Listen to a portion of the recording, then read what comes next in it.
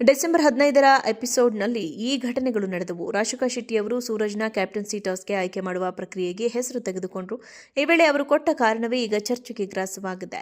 ರಾಶಿಕಾ ಅವರು ಆಡಿದ ಮಾತಿನಿಂದ ಅವರು ಜೋಕರ್ ರೀತಿಯಲ್ಲಿ ಕಾಣಿಸಿದ್ದಾರೆ. ರಾಶಿಕಾ ಶೆಟ್ಟಿಯವರು ಈ ವಾರದ ಕ್ಯಾಪ್ಟನ್ ಆಗಿದ್ದು ನಿಮಗೆಲ್ಲ ಗೊತ್ತೇ ಇದೆ.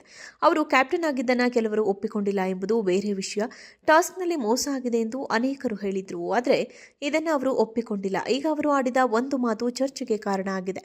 ಅವರು ಈ ಮಾತಿನಿಂದ ಜೋಕರ್ ರೀತಿಯಲ್ಲಿ ಕಾಣಿಸಿದ್ದಾರೆ ಎಂದರೂ ತಪ್ಪಾಗಲಿಕ್ಕಿಲ್ಲ. ಅಷ್ಟಕ್ಕೂ ಆಗಿದ್ದೇನು, ಇಲ್ಲಿದೆ ವಿವರ. ಡಿಸೆಂಬರ್ 15ರ ಎಪಿಸೋಡ್ನಲ್ಲಿ ಈ ಘಟನೆಗಳು ನಡೆದವು. ರಾಶಿಕಾ ಶೆಟ್ಟಿಯವರು ಸೂರಜ್ನ ಕ್ಯಾಪ್ಟನ್ಸಿ ಟಾಸ್ಗೆ ಆಯ್ಕೆ ಮಾಡುವ ಪ್ರಕ್ರಿಯೆಗೆ ಹೆಸರು ತೆಗೆದುಕೊಂಡರು.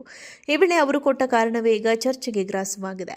ರಾಶಿಕಾ ಅವರು ಆಡಿದ ಮಾತಿನಿಂದ ಅವರು ಜೋಕರ್ ರೀತಿಯಲ್ಲಿ ಕಾಣಿಸಿದ್ದಾರೆ. ರಾಶಿಕಾ ಅವರು ಸೂರಜ್ನ ಕ್ಯಾಪ್ಟನ್ಸಿ ಟಾಸ್ಗೆ ಆಯ್ಕೆ ಮಾಡೋದಾಗಿ ಹೇಳಿದ್ದಾರೆ.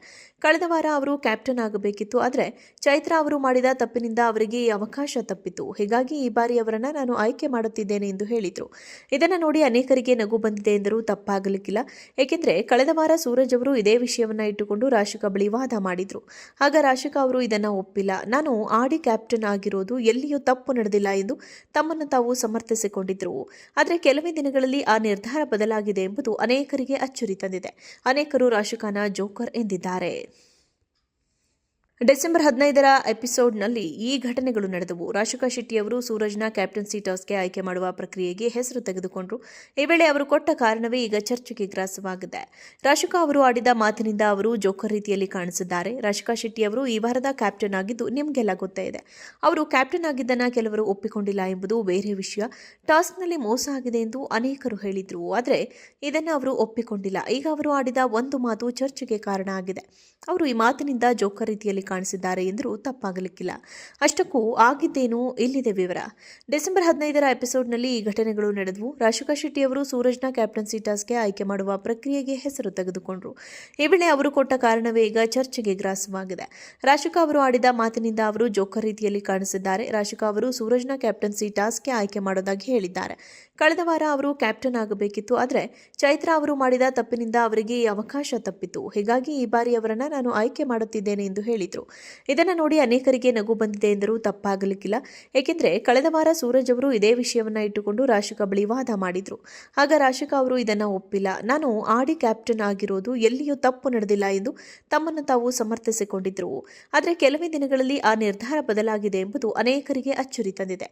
ಅನೇಕರು ರಾಶಿಕಾನ ಜೋಕರ್ ಎಂದಿದ್ದಾರೆ. ಡಿಸೆಂಬರ್ 15ರ ಎಪಿಸೋಡ್ನಲ್ಲಿ ಈ ಘಟನೆಗಳು ನಡೆದವು. ರಾಶಿಕಾ ಶೆಟ್ಟಿಯವರು ಸೂರಜ್ನ ಕ್ಯಾಪ್ಟನ್ಸಿ ಟಾಸ್ಗೆ ಆಯ್ಕೆ ಮಾಡುವ ಪ್ರಕ್ರಿಯೆಗೆ ಹೆಸರು ತೆಗೆದುಕೊಂಡರು. ಈ ವೇಳೆ ಅವರು ಕೊಟ್ಟ ಕಾರಣವೇ ಈಗ ಚರ್ಚೆಗೆ ಗ್ರಾಸವಾಗಿದೆ.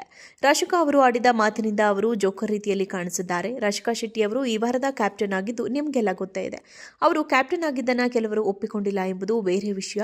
ಟಾಸ್ಕ್ನಲ್ಲಿ ಮೋಸ ಆಗಿದೆ ಎಂದು ಅನೇಕರು ಹೇಳಿದ್ರು. ಆದರೆ ಇದನ್ನು ಅವರು ಒಪ್ಪಿಕೊಂಡಿಲ್ಲ. ಈಗ ಅವರು ಆಡಿದ ಒಂದು ಮಾತು ಚರ್ಚೆಗೆ ಕಾರಣ ಆಗಿದೆ.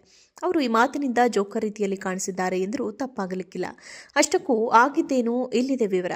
ಡಿಸೆಂಬರ್ 15ರ ಎಪಿಸೋಡ್ನಲ್ಲಿ ಈ ಘಟನೆಗಳು ನಡೆದವು. ರಾಶಿಕಾ ಶೆಟ್ಟಿಯವರು ಸೂರಜ್ನ ಕ್ಯಾಪ್ಟನ್ಸಿ ಟಾಸ್ಗೆ ಆಯ್ಕೆ ಮಾಡುವ ಪ್ರಕ್ರಿಯೆಗೆ ಹೆಸರು ತೆಗೆದುಕೊಂಡರು.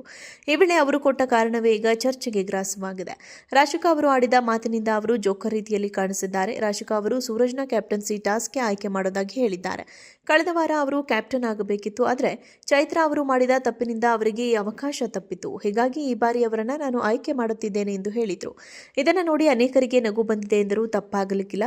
ಏಕೆಂದರೆ ಕಳೆದ ವಾರ ಸೂರಜ್ ಅವರು ಇದೇ ವಿಷಯವನ್ನ ಇಟ್ಟುಕೊಂಡು ರಾಶಿಕಾ ಬಳಿ ವಾದ ಮಾಡಿದ್ರು. ಆಗ ರಾಶಿಕಾ ಅವರು ಇದನ್ನು ಒಪ್ಪಿಲ್ಲ. ನಾನು ಆಡಿ ಕ್ಯಾಪ್ಟನ್ ಆಗಿರೋದು ಎಲ್ಲಿಯೂ ತಪ್ಪು ನಡೆದಿಲ್ಲ ಎಂದು ತಮ್ಮನ್ನು ತಾವು ಸಮರ್ಥಿಸಿಕೊಂಡಿದ್ರು. ಆದರೆ ಕೆಲವೇ ದಿನಗಳಲ್ಲಿ ಆ ನಿರ್ಧಾರ ಬದಲಾಗಿದೆ ಎಂಬುದು ಅನೇಕರಿಗೆ ಅಚ್ಚರಿ ತಂದಿದೆ.